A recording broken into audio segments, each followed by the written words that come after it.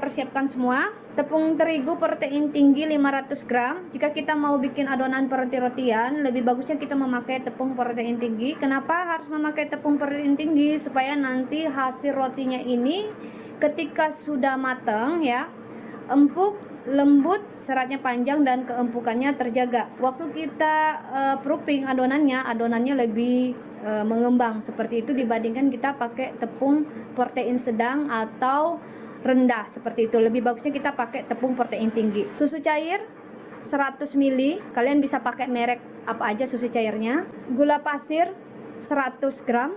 Kuning telur 3 butir. Jika ukuran telurnya besar kalian bisa pakai 2 butir. Jika ukurannya kecil kalian bisa pakai 3 butir atau 2 butir juga boleh kuning telurnya ya. Margarin 80 gram, butter 25 gram, susu bubuk 1 sachet atau 25 gram boleh, 30 gram juga boleh. Pakai merek apa aja juga boleh asalkan susu bubuk. Perisa vanila yang bubuk, jika kalian tidak punya yang bubuk bisa pakai yang cair. Nanti kita pakai secukupnya saja. Garam 7 gram atau secukupnya kita gunakan, atau 1 sendok teh. Air es ini saya gunakan 175 ml sampai 200 ml. Jadi waktu kita bikin adonan roti ini gampang ya jika kalian menggunakan resep saya. Jika adonannya kelembekan, tinggal kalian tambahkan tepung ya. Tapi jika adonannya kekerasan, tinggal kalian tambahin air sedikit saja. Ini saya gunakan air es 175 sampai 200 ml kita gunakan. Ini raginya yang sudah saya kemas di dalam botol seperti ini. Kita mengemas ragi supaya tidak cepat mati raginya, tetap aktif bertahan lama. Jadi kalau kalian beli ragi yang setengah kilo 500 gram, alangkah bagusnya kalian masukin di dalam botol supaya waktu kalian buka seperti ini ya. Ini kan penutupnya kecil dibandingkan kalian pakai toples itu penutupnya besar. Jadi nanti raginya ini bisa bertahan, raginya tidak cepat mati. Nah, untuk bikin 500 gram adonan roti-rotian, lebih bagusnya kita itu pakai ragi 7 gram. Nah, kalau kita bikin roti 1 kilo, lebih bagusnya kita pakai ragi itu 14 gram. Oke, ini raginya. Di sini saya ada pelembut roti. Ini ada 2 macam, satu merek cuma ada perbedaan sedikit, tapi kedua-duanya ini sebagai pelembut, pengempuk roti supaya nanti hasil rotinya ini lembut, empuk, keempukannya terjaga dan seratnya panjang. Makanya kita harus menggunakan pelembut roti. Nah, di sini saya mau menjelaskan sedikit ya. Ragi ini sama pelembut roti ini beda fungsinya. Ragi sebagai pengembang adonan roti-rotian dan pelembut sebagai pengempuk roti supaya nanti hasil rotinya ini empuk, lembut dan seratnya panjang. Kalau kita bikin roti-rotian tanpa ragi, adonan roti tidak bisa mengembang ya. Tanpa pelembut, adonan roti nanti ketika sudah matang rotinya ya, nanti tidak bisa empuk, lembut, seratnya panjang seperti itu. Jadi ragi dan pelembut ini kita harus kawinkan, kita harus mix ketika kita bikin adonan roti-rotian. Ini fungsinya. Nah, di sini saya kasih lihat kalian contoh pelembut yang saya gunakan. Ini dia, dan ini dia Poratos Active Plus. Jadi Poratos Cotton Active Plus sama Poratos Active Plus ini fungsinya sama, cuma ada bedanya sedikit. Nah, kalau misalnya Poratos Active Plus ini lebih bagusnya kita bikin adonan roti-rotian supaya nanti hasil rotinya ini lebih mengembang. Seperti itu, empuk. Jadi dia membantu memberikan nutrisi ragi supaya nanti hasil roti ini ketika kita proofing itu hasilnya lebih mengembang dan pastinya fungsinya sebagai pelembut, pengempuk roti dan supaya nanti serat rotinya panjang ketika sudah matang. Jadi fungsinya kedua-duanya ini sama. Kalau Poratos Cotton Active Plus ini juga pengempuk roti, cuma nanti dia waktu kita proofing rotinya ini kurang mengembang, tapi nanti hasilnya juga empuk seperti itu. Nah, di sini saya mix kedua-duanya ya supaya nanti hasilnya lebih bagus. Kenapa saya mix kedua-duanya? Supaya nanti hasil rotinya ini mengembang dan tidak mudah menyusut. Jadi fungsinya Poratos Cotton Active Plus ini pengempuk roti juga dan menjaga roti waktu kita panggang tidak mudah menyusut. Ini kalau kalian mau bikin donat, bapau sama roti kukus, saya sarankan kalian pakai Poratos Cotton Active Plus yang bagus. Kalau saya mau bikin donat supaya nanti hasil donatnya seperti roti, bisa kalian mix ya Poratos Active Plus sama Poratos Cotton Active Plus biar nanti donatnya ini tidak mudah menyusut ya, tidak berminyak, tidak berongga waktu digoreng seperti itu. Tapi kalau untuk bikin bakpao jangan pakai peratus aktif plus ya, atau roti kukus. Yang bagusnya peratus katan aktif plus. Jadi ini fungsinya ya, sudah saya jelaskan. Oke, ini saya ada bahan tambahan untuk bikin adonan roti-rotian dan sebagai pengoles roti. Susu evaporasi.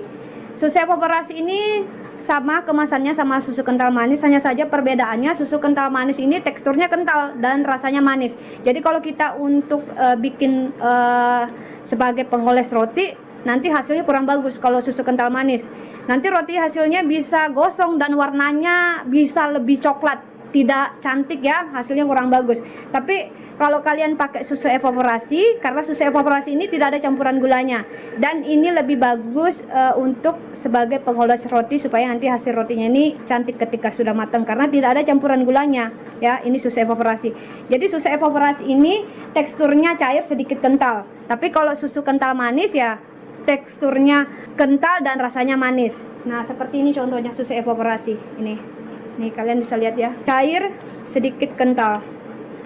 Ini yang bagus kita gunakan sebagai pengoles roti sebelum dipanggang supaya nanti hasil rotinya cantik.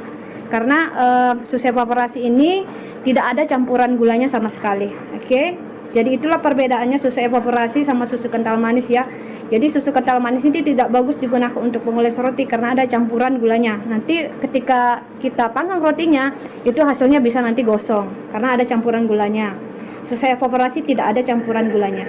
Oke. Seperti ini contohnya ya sayang ya. Oke, sebelum kita bikin roti, bahan-bahan keringnya kita mix dulu dan bahan-bahan basahnya juga kita mix supaya nanti tidak ada yang ketinggalan. Jika ada salah satu ketinggalan, adonan rotinya nanti tidak berhasil. Oke, saya mix dulu bahan-bahan keringnya. Ini saya gunakan raginya 1 sendok makan full. Ini 7 gram saya gunakan. Oke, segini cukup. 7 gram.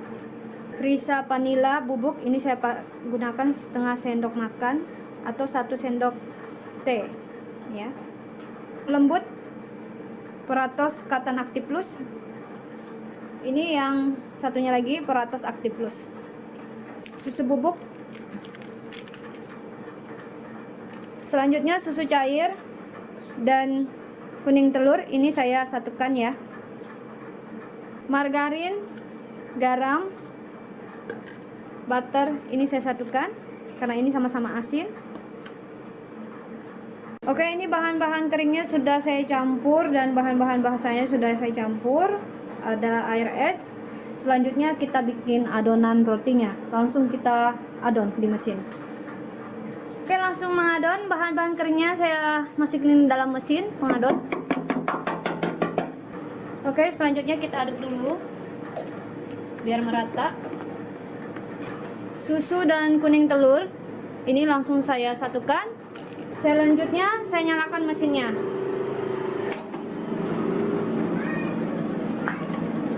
Selanjutnya air esnya kita mix ya. Bertahap, jangan sekaligus, bertahap kita mix ke adonannya yang kita adon di mesin. Oke.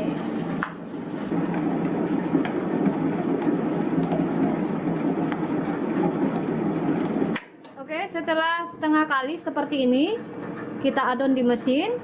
Selanjutnya terakhir butter, margarin dan garam terakhir kita mix ke adonannya yang sudah setengah kalis. Ini fungsinya supaya nanti adonannya cepat kalis intinya dan cepat mengembang seperti itu ya, biar tercampur merata. Garam, butter dan margarin terakhir kita mix ke adonannya supaya nanti adonannya cepat tercampur merata, cepat kalis dan cepat mengembang. Oke, saya nyalakan mesinnya, kita adon sampai betul-betul kalis. Oke.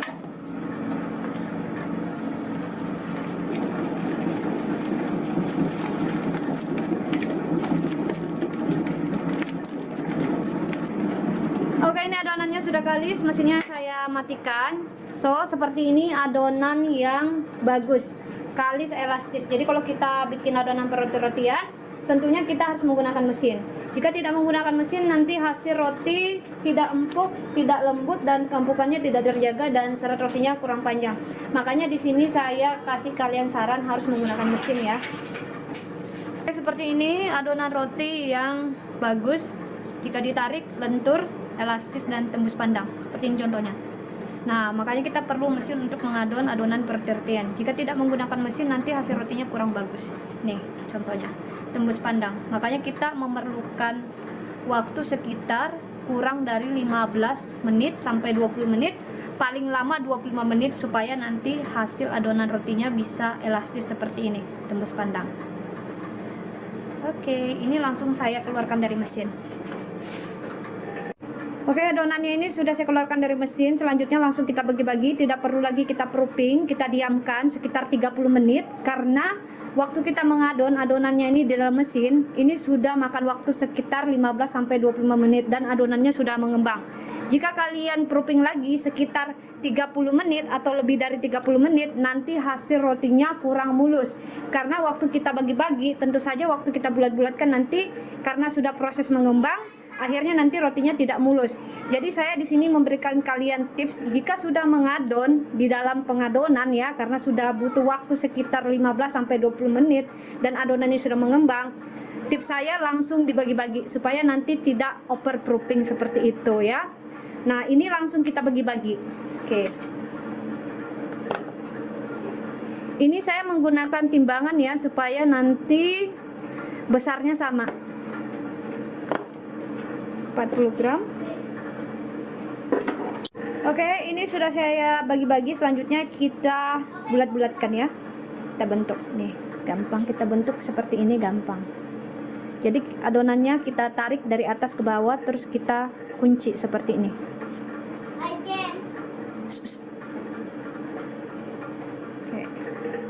Oke, ini.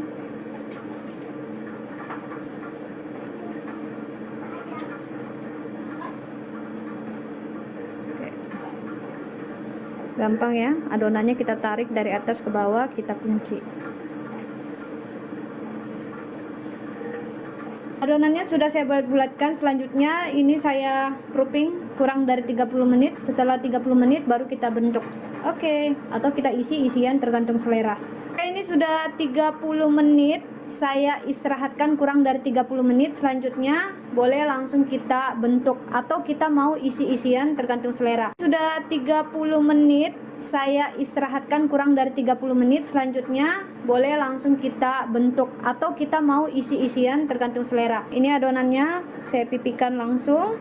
Kita pipihkan jangan bagian halusnya ya, biar nanti tekstur rotinya ini mulus, tidak kasar. Jadi kita pipihkan yang bagian kasarnya.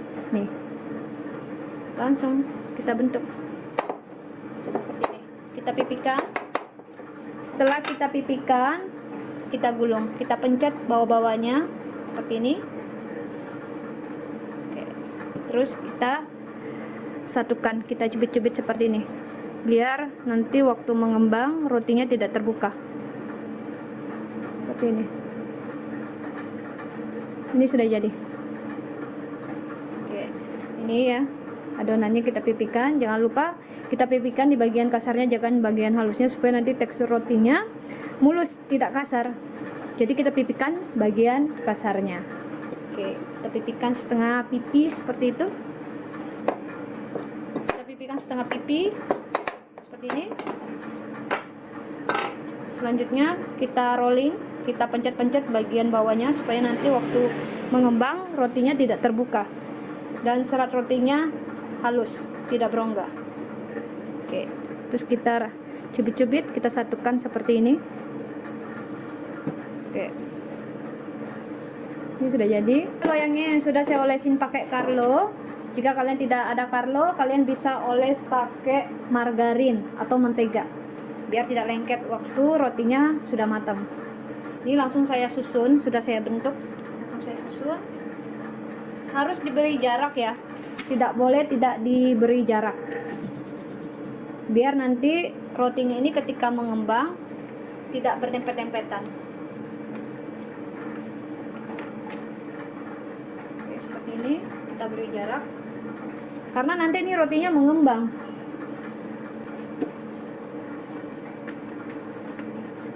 Oke, ini sudah saya letakkan di loyang. Selanjutnya langsung saya proofing kurang dari 45 menit. Setelah nanti 45 menit di proofing, kita beri sosis di atasnya ya. kita satukan sama sosis dan adonannya ini. Ini langsung saya proofing sekitar kurang dari 45 menit atau 1 jam. Adonan rotinya sudah setengah mengembang. Saya proofing tadi. Setelah diadon keluar dari pengadonan, saya bagi-bagi. Setelah saya bagi-bagi, saya proofing 30 menit. Setelah 30 menit di proofing, baru kita bentuk. Setelah dibentuk, kita proofing lagi kurang dari 1 jam. Nah, ini sudah setengah mengembang lagi. Ini langsung kita beri topping. Ini sosis ya. Harus dipencet-pencet seperti ini ya. Agar waktu di proofing lagi nanti sosisnya tidak keluar. Oke. Harus dipencet. Kuat-kuat seperti ini. Selanjutnya kita olesin saus. Ini saus yang sudah saya mix, saus tomat dan saus barbecue. Nih, langsung kita oles.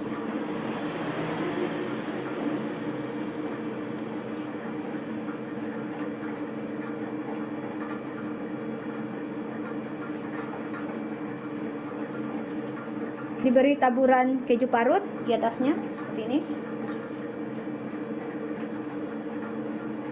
Setelah itu kita beri saus tomat di atasnya.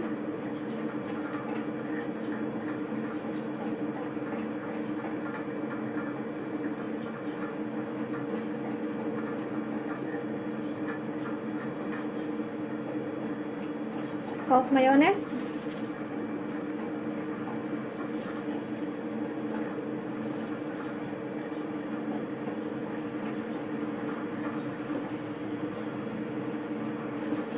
Terakhir kita beri daun oregano. Jika kalian tidak punya daun oregano, bisa diganti pakai daun perseli kering. Oke. Ini kita beri aja secukupnya di atasnya. Kita beri secukupnya di atasnya. Oke, ini sudah dibentuk. Selanjutnya saya istirahatkan kurang dari 1 jam sampai betul-betul mengembang 2 kali lipat. Setelah itu nanti sudah mengembang baru kita panggang. Roti sosisnya sudah cukup mengembang. Ini langsung saya panggang. Sudah saya proofing kurang dari 1 jam 35 menit. Langsung dipanggang ya seperti ini. Jika sudah mengembang 2 kali lipat seperti ini, boleh langsung dipanggang. Sosisnya sudah cukup mengembang. Ini langsung saya panggang. Sudah saya proofing kurang dari 1 jam 35 menit. Langsung dipanggang ya seperti ini. Jika sudah mengembang 2 kali lipat seperti ini, boleh langsung dipanggang. Ini ovennya saya panaskan dulu kurang dari 10 menit. Dan ini ovennya sudah panas, langsung dipanggang roti sosisnya. Saya pakai api atas yang loyang pertama. Loyang kedua saya taruh di api bawah ya, api tengah. Ini ada api bawah juga ya. Oke, saya tutup dulu ya. Setelah kurang dari 10 menit atau 15 menit, boleh kita tukar. Yang api atas, yang loyang atas kita pindahkan di loyang bawah, yang loyang bawah kita pindahkan di loyang atas. Oke, kita tunggu sampai setengah matang seperti itu. Oke, ini rotinya sudah matang. Tadi sudah saya pindahkan, yang api bawah saya pindahkan di api atas, yang api atas saya pindahkan api bawah, khusus loyangnya ya. Oke, ini sudah matang. Jadi langsung saya keluarkan seperti ini. Pendingin, setelah rotinya keluar dari oven, kita letakkan di rak pendingin supaya nanti rotinya bawahnya ini tidak basah, tidak berkeringat. Ya seperti ini, rak pendingin.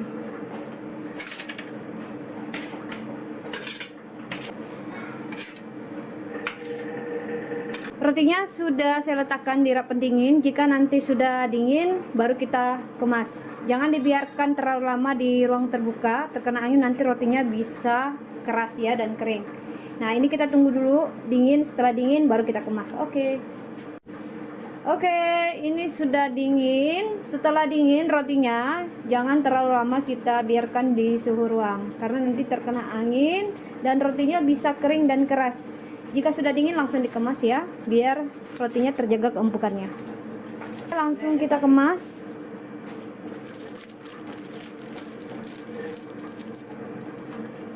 Pakai saus sambal.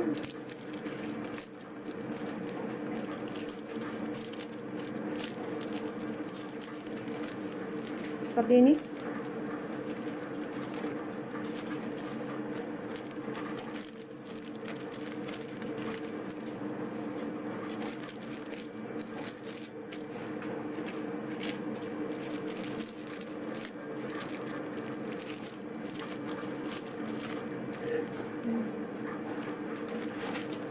Bye.